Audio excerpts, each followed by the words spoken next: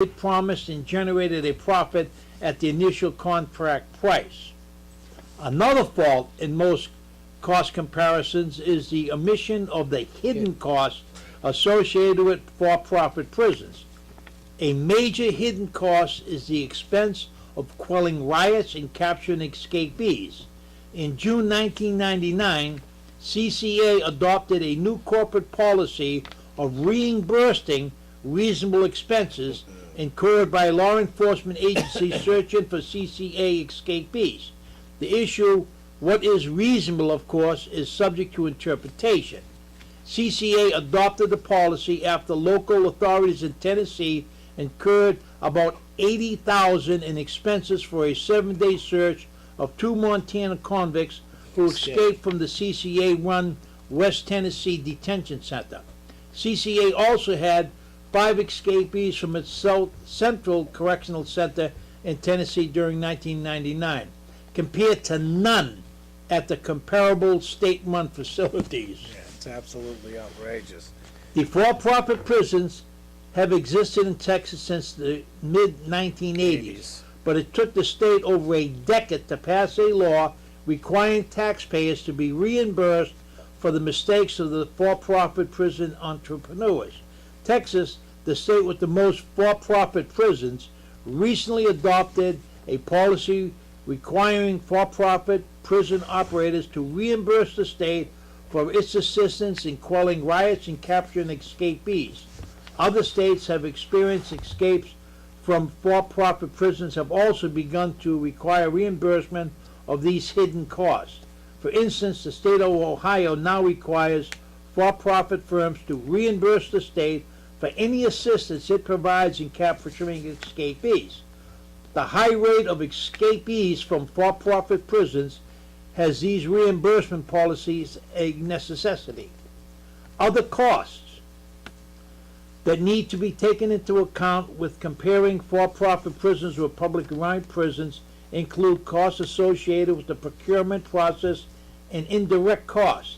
These costs may include legal work and administrative costs, including contract monitoring and other overhead costs that will not be reduced by privatization.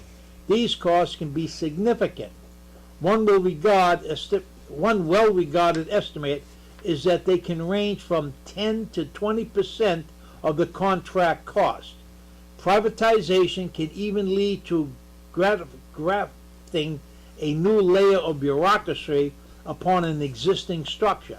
In Florida, for example, the Correctional Privatization Commission was created specifically to oversee the privatization of correctional facilities in the state. As other states begin to regulate their for-profit prisons, the cost of contracting out will continue to mount. Yeah, well, see, that's what a lot of people don't understand. So what you have is you're contracting out the services of correction, the security and stuff like that, okay? On top of that, you quickly realize you need to monitor the contract. So you need your state employees then you need another administrative situation to go on top of that contract, building another agency to watch over the prison facilities and what they're doing. And if you don't put that cost into the game, it increases the cost. It increases it radically to the taxpayer. It's big time.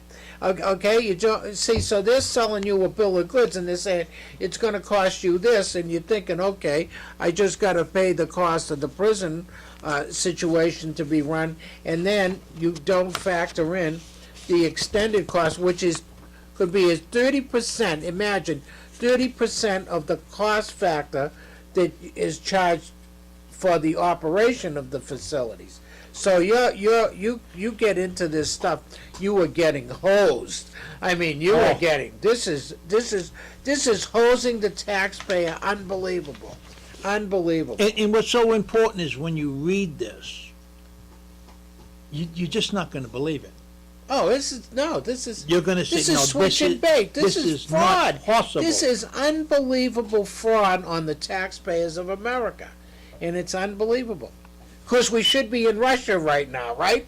Absolutely. I mean, you need to, before you go on any further, you got to tell our audience about Russia for those who may have turned in late. But now some more of the game that goes on that you don't see. You know, this is all after the fact. We can do it 15 to 20% cheaper than the state. So, That's the upfront scam. yeah. All right. Then you get into Lies. limiting on company cost.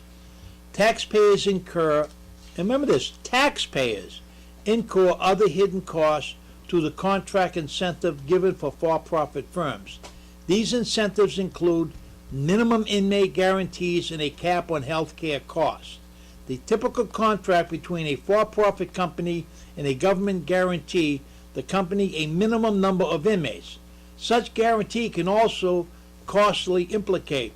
For example, Wackenhut contract with New Mexico required the state to pay for 90% occupancy, regardless of actual occupancy at the facility. Yeah. So nobody you- got to be there. You're Yeah, gonna be empty, you could have one person in but the you prison, got to pay for and you got to pay for 90. 90% of the thing. After a Okay. rash of violence at Wackenhut's facility, Right. New Mexico transferred over 100 inmates to a maximum security prison in Virginia. Right. Wackenhut maintained that the state still had to pay it $45 per inmate day for the empty beds. Right. Thus, New Mexico would be forced to pay two different parties, Wackenhut and Virginia, for housing the same inmates. In addition, New Mexico also had to pay to transport the inmates Right. from Virginia and was charged a high fee of $64 per inmate day by Virginia because it required emergency housing. New Mexico could wind up paying more than double the original cost Absolutely. to house these inmates. Absolutely. According to the American Correctional Association, inmate health costs increased by 10.24% in 1998 and 9.87% in 1997. Ceiling on health costs for for-profit prison firms exists in a number of states. For example, Tennessee, Florida, and Nevada. In Florida, for instance, the for-profit firms pay medical costs of up to $7,500. The state picks up any cost above that. These caps shift incarceration costs from the for-profit firm to the state. Long sentences, the spread of communicable diseases, and the increase in inmates with psychiatric problems are among the factors expected to increase health care costs in the future. Caps on health care costs mean taxpayers will increasingly pick up the tabs. Right. How do you save money getting screwed like this? You don't. You don't. There's no way. There is no way you can save any money for a profit prison. You It just can't be done. It can't be done. It's impossible. All right, the It- cost of you know, exporting inmates. The exportation of inmates to for-profit prisons in other states has negative cost implications Absolutely. for the exporting communities. The most obvious costs are the foregoing jobs and income taxes. There are also other operating costs, such as lost ties to grants, federal subsidies. For instance, This is a the big U.S. Census counts prisoners as residents of the jurisdiction where the prison is located. When a state exports inmates to a for-profit prison in another state, it may lose funding for federal and state programs that base their assistance on population. Other long-term costs are difficult to determine. Excuse me. For instance, there may be costs associated with increasing recidivism. As shipping inmates far away from their families and support networks may impede rehabilitation. absolutely High does. transportation costs can also make contract between inmates and their families cost prohibitive, and the cost to taxpayers of transporting inmates to faraway jurisdictions must also be factored into the equation. And they don't do that when they tell you how much they're saving the state. No, they don't. These hidden costs are not in the fold. No, you have no idea that you're And paying there's for another this. good section we're going to come through. Tax consequences. One of the benefits claimed for for-profit prisons is their contribution to the property tax base. Yet there is evidence that for-profit prison firms have sought to avoid